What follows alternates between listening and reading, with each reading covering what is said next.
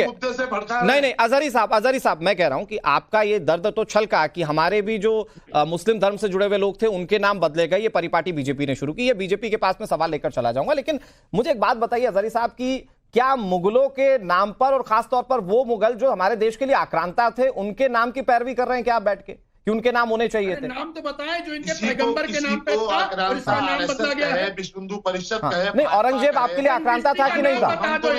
अच्छा अरे संजय राणा जी प्लीज, संजय राणा जी, मैं उधर सैफ खान को बोल रहा हूं। संजय राणा जी आप प्लीज आप डिबेट मत कीजिए ना। संजय राणा जी एक मिनट, मैं पूछ रहा हूं ना उनसे, उनकी थोड़ी बात समझ तो लीजिए। का झूठा गलत इतिहास पेश किया गया देश में। नहीं एक मिनट, संजय राणा जैसे लोग रोज चीखते रहे। संजय राणा की प्लीज आवाज कम कीजिएगा, संजय राणा की आवाज कम कीजिएगा। मैं कह रहा हूं कि नहीं, गलत इतिहास क्या है अजहरी साहब, गलत इतिहास क्या है अजहरी साहब, गलत इतिहास क्या है? औरंगजेब की जो जीवनी है या औरंगजेब के बारे में जो कहा जाता है कि पिता को मार दिया, ये गलत है क्या? या आप अपने लोगों को या अपने घर के लोगों को ये बताना चाहते हैं कि औरंगजेब देखिए कितना महापुरुष है और आपको उसका अनुसरण करना चाहिए? आप ये बता सकते हैं क्या कभी भी? अनुराग भाई औरंगजेब ने इस देश में 49 साल तक हुकूमत की जी, और औरंगजेब के पास कोई विपक्ष नहीं था, किसी का खौफ नहीं था कि चुनाव लड़ेंगे, हार जाएंगे या जीत जाएंगे। राणा जी सुनिए, सुनने की रखिए, हिम्मत रखिए। जो मैं बोलने जा रहा हूँ हो सकता है भारत में कोई और बोले। सुनिए आप, औरंगजेब का जो झूठा इतिहास तुमने नागपुर के दफ्तर से लिया है, आरएसएस के दफ्तर से लिया है, ये तुम चीखते रहो, बोलते रहो, ये असल इतिहास नहीं है। औरंगजेब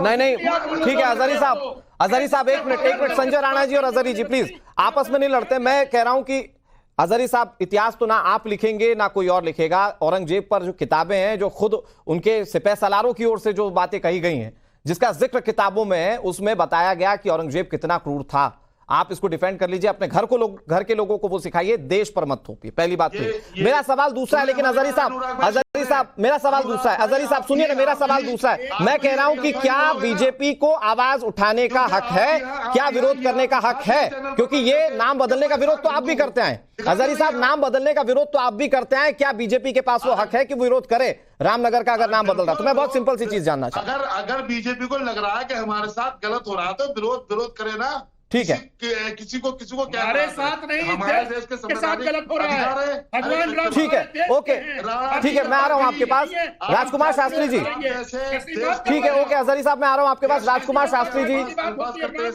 शास्त्री जी। क्या नाम बदलना भगवान श्री राम के नाम को खत्म करने से जोड़ा जा सकता है क्या? प्रभु श्री राम जिसका नाम आदि अनंत है, बीजेपी कह रही है कि राम के नाम को हटाने की कोशिश थी, तो क्या ये सोच समझकर भारतीय जनता पार्टी जो कह रही है, कांग्रेस पार्टी, क्या वो सोच समझकर कर रही है क्या कि भगवान राम के नाम को ही धीरे धीरे हटा दिया जाए? देखिए, हर देश की अपनी एक पहचान होती है। ये भारत है, भारत की पहचान यहाँ का धर्म है, यहाँ के ऋषि मुनि हैं, यहाँ की आस्था है, भावनाएं हैं, यहाँ के मंदिर हैं, भारत के तीर्थ हैं, ये भारत की पहचान है। कांग्रेस पार्टी का ऐसा दुर्व्यवहार पहले नहीं था, क्योंकि अयोध्या में भगवान श्री राम के मंदिर का जो आरती इत्यादि का कार्य है, ये स्वर्गीय राजीव गांधी जी ने शुरू कराया था जी।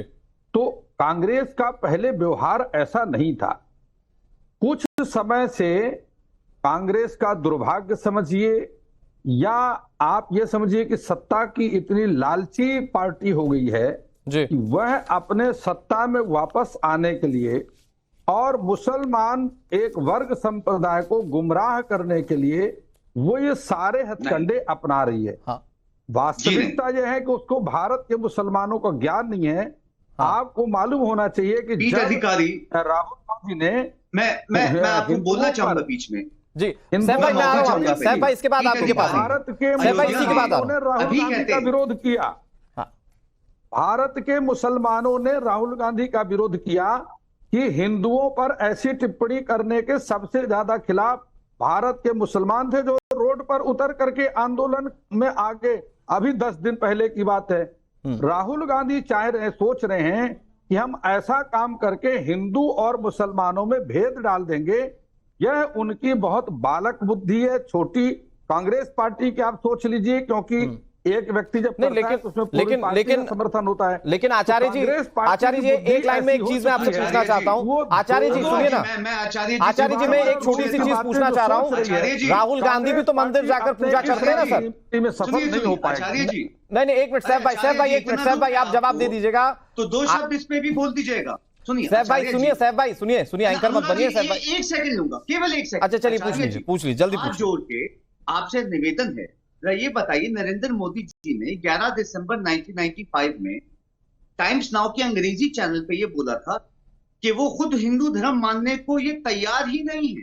और मैंने अभी आपके सामने आचार्य जी, आप क्योंकि आचार्य हैं, है कि नहीं, और पीठदार अभी जो है अयोध्या में कहते हैं कि पूरी छत फट गई और बारिश बह रही है, दरवाजे टूट गए, जो है सड़कें टूट गई और मुसलमान 1400 करोड़ रुपए। आचार्य जी मैं सुन तो कह रहा हूं, लीजिए, भगवान श्री राम जी के नाम पर जितना हिंदू अपनी आस्था रखते हैं, भारत में रहने वाले हर मुसलमान की आस्था भी राम जी के सामने उतनी है। राम मंदिर निर्माण में हिंदुओं के सैफ भाई आचार्य जी एक मिनट, आचार्य जी और सैफ भाई एक मिनट प्लीज आप ना सैफ भाई सुनिए एक मिनट, आचार्य जी मैं आ रहा हूं आपके पास। सैफ भाई सुनिए, ऐसा है कि आप चंद चीजें पढ़कर आते हैं, ये इररिलेवेंट होती है और आप वही बार बार बोलते रहते हैं। अरे मैं आज सवाल ये पूछ रहा हूं कि क्या हिंदुत्व पर सवाल उठाना है या उसे खत्म करने की सोच किसी तरह से एग्जिस्ट करती है क्या? 180 मंदिर गिराने का इररिलेवेंट बोलते हैं आप, जो है अनुराग। अरे सैफ खान, तो आप इसको लेकर जो सही जगह है ना, आप उस जगह पर ये बात कहिए। इररिलेवेंट है नहीं, आज नाम बदलने को लेकर बात हो रही है सैफ खान को भी जो है। नहीं आप सैफ भाई मैं बार बार नहीं बोलना चाहता कि आप इररिलेवेंट बात कर रहे हैं इस पूरी चर्चा में बैठकर। मुझे मत सिखाइए आप जो है। नहीं तो आपको फालतू में नहीं बोलने दूंगा ना। नहीं सैफ खान, आप टोटल इररिलेवेंट बात कर रहे हैं। आपको इस वक्त सारे व्यूवर्स देख रहे हैं और सब जानते हैं कि आप ऑन द टॉपिक्स कितनी बात कर रहे हैं। सैफ खान आप एक बार जरा खुद ही डिबेट पलट कर देखिएगा, आपको पता होगा कि आप ऑन द टॉपिक कितनी बात करते हैं। नहीं कर रहे हैं ना सैफ खान। विजय लक्ष्मी गौड़ा जी, विजय ठीक है, रामनगर जिले का विकास नहीं करेंगे, ठीक है सैफ खान की प्लीज आवाज बंद कर दीजिए प्लीज, ये इररिलेवेंट बात में नहीं चलने दूंगा। सैफ खान की आवाज बंद कीजिए। के लिए विजय लक्ष्मी गौड़ा करेंगे, लोगों को तुष्टिकरण एक पहलू करेंगे। यह जिले का विकास रियल एस्टेट का स्वर्ग बनाना करने साजिश का हिस्सा है और इसलिए हम इसे स्वीकार नहीं कर पाएंगे। लेकिन विजय लक्ष्मी गौड़ा जी, ऐसा तो नहीं है कि देश में नाम नहीं बदले गए हों। ये जो नाम पर्टिकुलर है रामनगर, इसे सिर्फ भगवान राम के नाम से ही क्यों जोड़कर देख रहे हैं आप लोग? ये तो आप लोगों की भी हिंदुत्व की तरफ जो पर्टिकुलर तुष्टिकरण की राजनीति है उसको इंडिकेट करता है ना। संजय जी मैं आऊंगा आपके पास, सवाल बीजेपी प्रवक्ता से। हाँ विजय लक्ष्मी जी। वो तुष्टिकरण एक और तुष्टिकरण नीति और कांग्रेस नीति का एक राजनीति का भाग है और it's an integral part of Congress party. और यह इसीलिए बार बार ऐसे तुष्टिकरण नीति कर सकेंगे and we are almost against it. So विकास का राजनीति नहीं करेंगे और कभी भी रामनगर जिले का विकास नहीं करेंगे और रामनगर पर राम इस जिला बदलकर यह जिले का रियल एस्टेट माफिया का स्वर्ग बनाने चाहते हैं। अच्छा ठीक है, लेकिन जिस की टीम में है ना, सब एडीआर की रिपोर्ट के लिहाज से अगर आप जानकारी अगर ये दे दें तो अच्छा लगेगा। जो ठीक है सैफ भाई, ओके आप जानकारी टेस्ट कीजिएगा। संजय राणा कुछ कहना चाह रहे हैं। संजय राणा जी, मेरे मन में वही सवाल है कि ये नाम जो है भगवान श्री राम का, ये तो कई जगहों पर है, नाम बदलने